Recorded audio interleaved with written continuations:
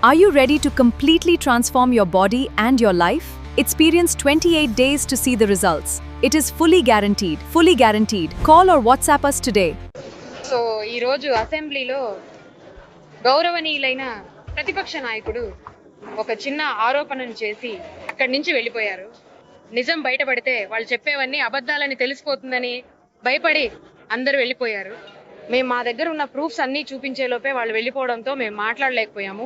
ఈరోజు నేను చెప్తున్నాను, ఆంధ్రాకి వెళ్ళిపోయింది, పక్క రాష్ట్రానికి వెళ్ళిపోయింది అంటూ ఇలా చాలా రకాల విషయాలు వాళ్ళు చెప్తున్నారు. ఆ కంపెనీల లిస్టు, దానికి గల కారణాలు ఏంటో కూడా నేను ఇప్పుడు చెప్తాను. అంతకంటే ముందు గత 5 ఏళ్లలో వాళ్ళ మీద నేను ఒక చిన్న ఆరోపణ చేస్తున్నాను. వాళ్ళు పక్క రాష్ట్రాలకి వదులుకున్న ప్రాజెక్టులు ఎన్నో మీకు తెలుసా? 25 ఇన్వెస్ట్మెంట్స్. ఆ 25 ఇన్వెస్ట్మెంట్స్ వాల్యూ ఎంతో మీకు తెలుసా? 3.3 లక్షల కోట్లు. 3.3 లక్షల కోట్లు. దానివల్ల ఎన్ని ఉద్యోగాలని మన తమిళనాడు యువత ఎంతమంది కోల్పోయారో మీకు తెలుసా?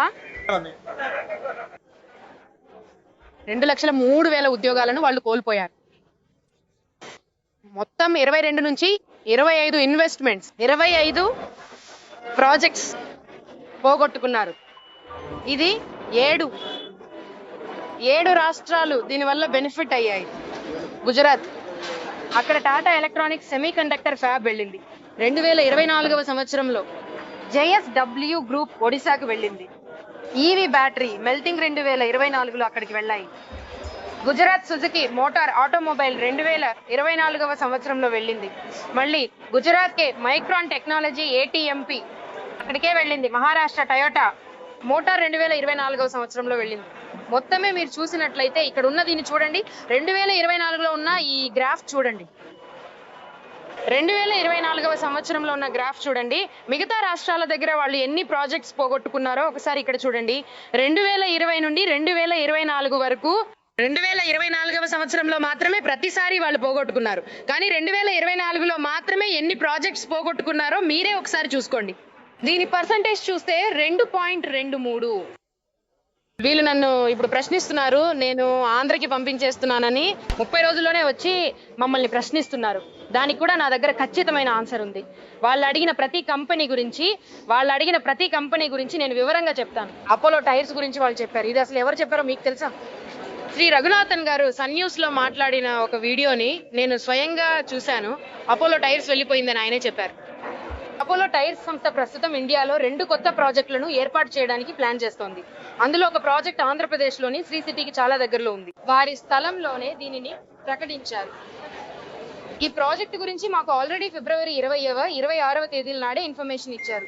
ఇది ఒక కొత్త ప్రాజెక్ట్ ఏమీ కాదు, రెండో ప్రాజెక్టు కోసం, అంటే ఒక green field ultra mega project కోసం తమిళనాడు ప్రభుత్వంతో సంప్రదింపుల తర్వాత అపోలో టైర్స్ సంస్థ దక్షిణ తమిళనాడులో భూసేకరణ పనులు స్టార్ట్ చేసింది. ఆంధ్రప్రదేశ్ లో అనౌన్స్ చేసిన ఇన్వెస్ట్మెంట్ అనేది ఒక సెపరేట్ ప్రాజెక్ట్ అని, దీనివల్ల తమిళనాడు గవర్నమెంట్ తో జరుగుతున్న గ్రీన్ ఫీల్డ్ ప్రాజెక్ట్ డిస్కషన్స్ కి ఎలాంటి ఎఫెక్ట్ ఉండదని ఆ కంపెనీ స్పష్టంగా కన్ఫర్మ్ చేసింది. ఇక రెండోది రాయల్ ఎన్ఫీల్డ్. తమిళనాడులో రాయల్ ఎన్ఫీల్డ్ ప్రస్తుతం 4 మ్యానుఫ్యాక్చరింగ్ ప్లాంట్స్, ఒక రీసెర్చ్ అండ్ డెవలప్మెంట్ సెంటర్ ని నడుపుతోంది. తమిళనాడు బయట కూడా ఒక మ్యానుఫ్యాక్చరింగ్ బేస్ ఉండాలనే ఉద్దేశంతో రిస్క్ తగ్గించుకోవడానికి రాయల్ ఎన్ఫీల్డ్ బోర్డు తీసుకున్న రిస్క్ మిటిగేషన్ స్ట్రాటజీలో భాగంగా ఏపీలో అనౌన్స్ చేసిన ఈ కొత్త ప్లాంట్ వాళ్ళ 5వ ప్లాంట్ అవుతుందని ఆ కంపెనీ అధికారికంగా తెలిపింది. ఆంధ్రప్రదేశ్ ప్రభుత్వంతో జరిగిన చర్చల గురించి అక్టోబర్ 25వ తేదీల్లో మాకు తెలిపారు. దాని తర్వాత రాయల్ ఎన్ఫీల్డ్ సంస్థ తన 4వ ఉత్పత్తి ప్లాంట్ ను తమిళనాడులోని చెయ్యార్లో ప్రారంభించింది. Adani green energy limited global investors meet 2024లో సంతకం చేసిన హైడ్రో స్టోరేజ్ ప్రాజెక్ట్ కోసం అదాని గ్రీన్ ఎనర్జీ పెట్టిన పెట్టుబడి తమిళనాడులోనే కొనసాగుతోంది. అంతేకాకుండా దాన్ని అమలు చేయడానికి చర్యలు తీసుకుంటున్నారు. వేలూరు జిల్లా అల్లేరిలో మొదటి దశ పనుల కోసం టాంజెట్కో సంస్థ ఆ కంపెనీకి లెటర్ ఆఫ్ ఇంటెంట్ జారీ చేసింది.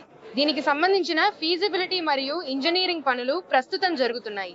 మొదటి దశ పనుల తర్వాత తిరునెల్వేలి జిల్లాలో రెండో దశ పనులు ప్లాన్ చేశారు. ఆంధ్రప్రదేశ్లో ఆ గ్రూప్ జరిపే చర్చలు మరియు ప్రకటనలు తమిళనాడులో ఆ సంస్థ చేస్తున్న ప్రస్తుత మరియు కొనసాగుతున్న పెట్టుబడులకు అదనంగా ఉండే ఒక ప్రత్యేక ప్రతిపాదిత ప్రాజెక్టుకు సంబంధించినవి. ఇది కాకుండా వేరే రాష్ట్రాలకు ఈ స్కీమ్స్ ఏవి ఇప్పటి వరకు వెళ్ళలేదని వాళ్ళు చెప్పారు. 30 రోజుల్లో ఏమీ జరగలేదు.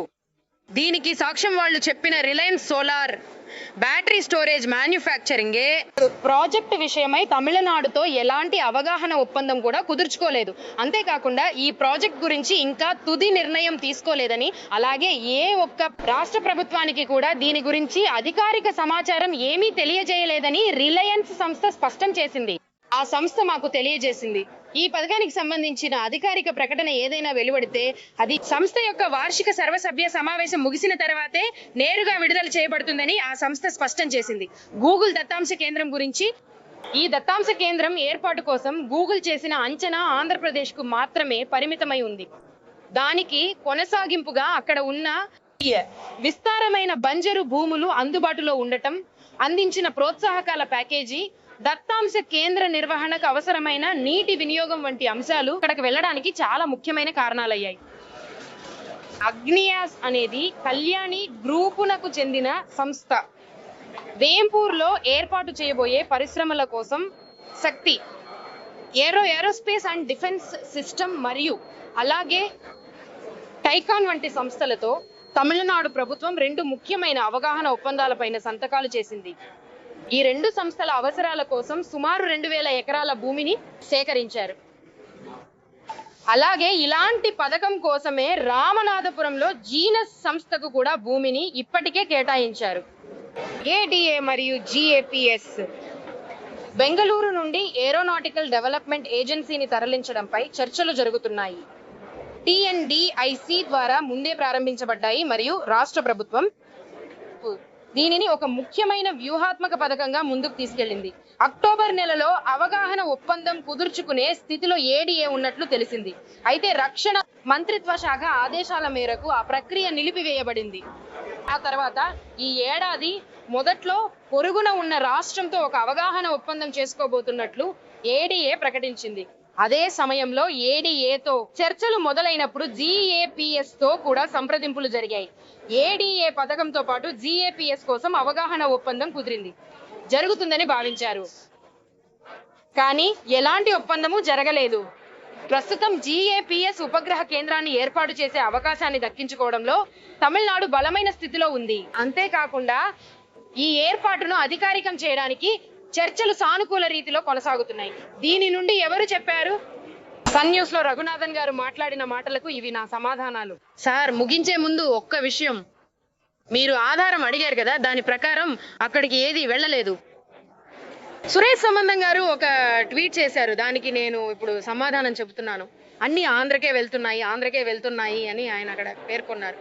హిందాల్కో తమిళనాడుతో ఎటువంటి చర్చలు కూడా జరపలేదు. ఆంధ్రప్రదేశ్ లో ఉన్న ఈ ప్రాజెక్టు యాపిల్ ఐఫోన్ కేసుల తయారీ కోసం నాణ్యమైన అల్యూమినియం ఎక్స్ట్రూషన్లను ఉత్పత్తి చేయడమే ఈ ప్రాజెక్ట్ ప్రధాన లక్ష్యం. ఆంధ్రప్రదేశ్ ప్రభుత్వం ఈ ప్రాజెక్ట్ ను తన ఎలక్ట్రానిక్ కాంపోనెంట్స్ మ్యానుఫ్యాక్చరింగ్ పాలసీ కిందకు తీసుకువచ్చింది. 2020-21 సంవత్సరంలోనే హైడ్రో నుండి 1929 నుండి కైవసం చేసుకున్న ఒక అల్యూమినియం ఎక్స్ట్రూషన్ ప్లాంట్ ను కుప్పం ప్రాంతంలో హిండాల్కో కంపెనీ ప్రస్తుతం నడుపుతోంది. ఈ ప్లాంట్ లో ఇప్పటికే ఎక్స్ట్రూషన్ సర్ఫేస్, పాలిషింగ్ మరియు ఫ్యాబ్రికేషన్ ఫెసిలిటీస్ కూడా అందుబాటులో ఉన్నాయి. అందుకే కొత్తగా ప్లాంట్ పెట్టడం కంటే ఎక్స్పాన్షన్ చేయడం చాలా ఈజీగా, ఫాస్ట్ గా ఉంటుంది. ఇది ఆంధ్రప్రదేశ్ లో ఇప్పటికే ఉన్న ప్లాంట్ యొక్క ఎక్స్పాన్షన్ మాత్రమే అవుతుంది. సరే, మొత్తానికి ఒక్కో పార్టీకి మీకు అంతగా సమస్య లేదు. ఇప్పుడు ప్రశ్న ఏంటంటే, మీరు మీటింగ్ అడిగిన 40 రోజుల్లో తమిళనాడుకు రావాల్సింది రాలేదన్నదే అనేదే నా పాయింట్. దానికి సంబంధించిన ఆధారాలే నేను ఇప్పుడు మీ అందరికీ చెప్తున్నాను. అపోజిషన్ లీడర్ ఇండస్ట్రీస్ గురించి మాట్లాడేటప్పుడు టైం మధ్యాహ్నం 2:27. అప్పుడు మీరు ఫ్లోర్ లోనే ఉన్నారు కదా, మరి అప్పుడే దానికి సమాధానం చెప్పొచ్చు కదా. ఆయనే వెళ్ళిపోయారు కదా, మీరు ఎక్కడ చూశారు? ఆయన వెళ్ళిపోయారు, అందరూ కూడా వెళ్ళిపోయారు కదా. ఆయన మాట్లాడే ఆ టైంలో మీరు ఫ్లోర్ లోనే ఉన్నారు, ఆయన అస్సలు బయటికి వెళ్ళలేదు. వాళ్ళు లేచి వెళ్ళిపోయారు కదా, ఖచ్చితంగా వాళ్ళు అట్రాక్ట్ అయ్యారు. ఇప్పుడు నేను నిన్ను అడుగుతున్నాను, గత 80 రోజుల్లో క్రితం ఉన్న ఇండస్ట్రీస్ మినిస్టర్ వచ్చి పెట్టుబడులని తీసుకొచ్చారు. ఈ రోజు మేము కేవలం 30 రోజుల్లోనే వేరే రాష్ట్రానికి వెళ్ళి వేరే దేశానికి కూడా వెళ్ళి వాళ్ళ ఇంటికి వెళ్ళి మరీ వాళ్ళని ఒప్పించి తీసుకొచ్చాం, ఇన్వెస్ట్మెంట్స్ ని తీసుకొచ్చాం.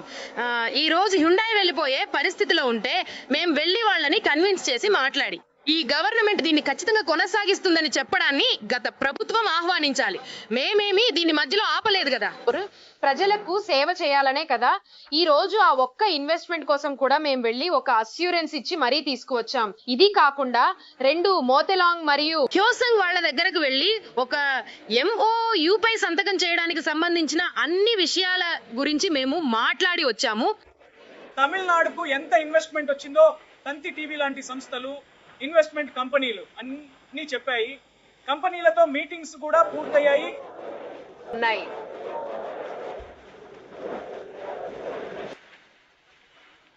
కావాలంటే ఇదంతా మీకు ఒక PPT రూపంలో ఇస్తాను, మీరు దాన్ని ప్రాజెక్ట్ చేయండి, ప్రెస్ రిలీజ్ కూడా ఇస్తాను. అంతా చాలా డీటెయిల్డ్ గా ఉంది. ఎందుకు ఒక్కో కంపెనీ ఎందుకు వెళ్ళిపోయిందో వివరంగా ఉంది. మేడం, మీరెందుకు అంత సీరియస్ గా ఉన్నారు? పరందూరు ఎయిర్పోర్ట్ ను తీసుకువస్తారా? ఎందుకంటే మొన్న కూడా ల్యాండ్ అక్విజిషన్ కోసం నోటిఫికేషన్ వచ్చింది. అది చాలా పెద్ద ప్రాజెక్ట్. తమిళనాడుకి గ్రీన్ ఎయిర్పోర్ట్ వస్తుందా రాదా అనే విషయం మీద చర్చ జరిగింది కదా. ఆల్రెడీ మా వైపు నుండి మీకు దీని గురించి ఒక స్టేట్మెంట్ ఇచ్చేశారు. అదే మా స్టాండ్. ఆ స్టాండ్ కే మేము ఎప్పుడూ కట్టుబడి ఉండబోతున్నాం. అంటే కంటిన్యూస్ గా తమిళనాడు గవర్నమెంట్ ఇండస్ట్రియల్ ప్రాక్టీసెస్ అన్ని, ఆ వర్కింగ్ స్టైల్ అంతా, డిఎంకే హయాం నుండి ఉన్న ఆ పద్ధతులు, ఆ విధానాలు అన్ని కూడా, ఇన్వెస్ట్మెంట్స్ అన్ని కంటిన్యూస్ గా వెళ్ళిపోతున్నాయా?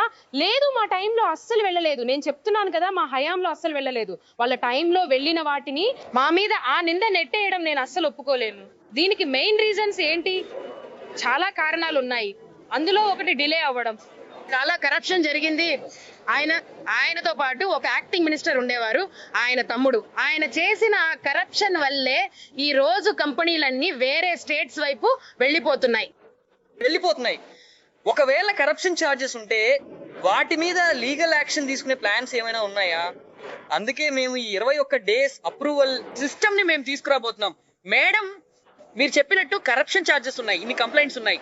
ఒకవేళ లంచాలు తీసుకుంటే గనుక వాళ్ళ మీద FIR లేదా విజిలెన్స్ కేసు పెట్టొచ్చా? తప్పకుండా చర్యలు తీసుకుంటాం. కానీ ఈ రోజుల్లో పర్యావరణ అనుమతి తీసుకోవాలంటే దానికి కూడా డబ్బులు కట్టాల్సిన పరిస్థితి ఉండేది. అవన్నీ పోవాలనే మేము ఈ 21 డేస్ అప్రూవల్ సిస్టమ్ ని తీసుకొస్తున్నాం. లేదు మేడం మీరు నిందలు వేస్తున్నప్పుడు ఖచ్చితంగా చర్యలు తీసుకుంటాం. దానికోసం ఖచ్చితంగా చర్యలు తీసుకుంటాం. దానికి మాకు కొంచెం టైం ఇవ్వండి. ఇప్పుడిప్పుడే మేము ఒక్కటిగా సమస్యలన్నింటినీ సాల్వ్ చేసుకుంటూ వస్తున్నాం. సింగిల్ విండో సిస్టమ్ అంటే ఏమిటి? గత డిఎంకే ఏఐఏడిఎంకే ప్రభుత్వాల హయాంలోనూ ఇది ఉంది. మరి ఈసారి కొత్తగా 21 రోజుల లెక్కేంటి అని అడుగుతున్నారు. ఈ సింగిల్ విండో, ఈ సిస్టమ్ అనేది ఏఐఏడిఎంకే పీరియడ్ లోనూ ఉంది, డిఎంకే పీరియడ్ లోనూ ఉంది. కానీ ఎవరు కూడా దాని మీద సరిగ్గా వర్క్ చేయలేదు. ఇప్పటికీ ఆ టైం నుండి కేవలం పేపర్ వర్క్ మాత్రమే ఇంకా జరుగుతోంది.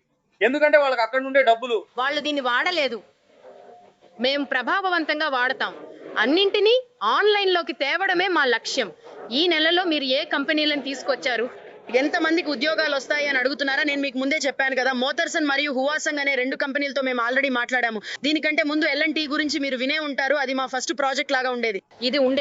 ఇప్పుడు హ్యుందాయ్ కంపెనీతో మేము ఒక అవగాహన ఒప్పందం చేసుకున్నాము. వాళ్ళ పాలనలో ఎప్పుడైనా ఇన్ని వేల కోట్లు ఇన్వెస్ట్ చేయబోతున్నారని ఏదైనా నంబర్ చెప్పారా? మాతో మాట్లాడిన తర్వాతే ఈ రోజు తూత్తుకుడిలో వేల కోట్ల రూపాయలు ఇన్వెస్ట్ చేయబోతున్నామని మన ప్రభుత్వమే కదా చెప్పింది. మేము రాయల్ ఎన్ఫీల్డ్ వాళ్ళతో మాట్లాడాము. మీకు ఇంకేం కావాలి? మెసగాన్ డాగ్ గురించి మీరు అడగలేదా? అది కూడా చాలా పెద్ద లెవెల్లో వెళ్తోందని మీరే చెప్పారు కదా. సెప్టెంబర్ నెలలో 19వ తేదీన డిఎంకే గవర్నమెంటే అధికారంలో ఉంది. 25 NDL ఇంకా కొచ్చిన్ షిప్ యార్డ్ తమిళనాడుతో MOU సైన్ చేశాయి. డిఎంకే ప్రభుత్వం MDL నవంబర్ 25వ తేదీ 2025న తమ ఎర్నింగ్స్ కాల్స్ లో తూత్తుకుడి గురించి బహిరంగంగా ప్రకటించాయి. 2025 డిసెంబర్ 7వ తేదీన HD హ్యుందాయ్ తమిళనాడుతో ఎక్స్క్లూజివ్ అగ్రిమెంట్ సైన్ చేసింది. డిసెంబర్ 26 హ్యుందాయ్ డీల్ జరిగిన 19 రోజుల తర్వాత కేంద్రం FBDS మార్గదర్శకాలను జారీ చేసింది. 2026 జనవరిలో హ్యుందాయ్ డీల్ జరిగిన 38 రోజుల తర్వాత NSHIPT NSCV ఫార్మల్ గా ఇన్కార్పొరేట్ అయ్యింది. 2026 మొదట్లో వాళ్ళను పక్కన పెట్టారు. వాళ్ళకు అన్యాయం జరిగిందని ఫీల్ అయ్యారు. నేను చెప్పిన విషయం ఏంటంటే రాయల్ ఎన్ఫీల్డ్ అప్పటికే వేరే రాష్ట్రంతో ఒక అవగాహన ఒప్పందంపై సంతకం చేసింది. లేదు, నేను చెప్పాను కదా, దానికి ఆన్సర్ గానే నేను మీకు ఇచ్చాను. లేదు, వాళ్ళ ప్రశ్నను మీరు మళ్ళీ అడగండి. ఇదిగో చూడండి, నేను ఆల్రెడీ ఆన్సర్ చేసిన ప్రశ్నను మళ్ళీ అడగండి. సరే మేడం, మీకు చాలా చాలా థ్యాంక్స్. ఇదే మీకు కావాలంటే నేను ఇక్కడ మాట్లాడతాను సార్.